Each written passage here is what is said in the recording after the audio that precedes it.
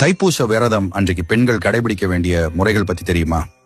முருகனை பிடித்தால் ஓம் முருகா என்று காமெண்ட் அண்ட் லைக் பண்ணுங்க. பிப்ரவரி 1, 2026 ஞாயிறு அன்று தைப்பூசம். அன்று காலை முதல் மாலை வரை விரதம் இருக்கலாம். காலையில் பெண்கள் குளித்துவிட்டு முருகனுக்கு சிவப்பு நிற மலர்கள் சாத்தி வழிபாடு செய்யுங்கள். வீட்டிலேயே முருகர் சிலை அல்லது வேலுக்கு பால் அபிஷேகம் செய்வது சிறப்பு. திருப்புகள் அல்லது கந்தர் அனுபூதி பாராயணம் செய்யுங்கள். முடிந்தவர்கள் உபவாசம் பட்டினி இருக்கலாம்.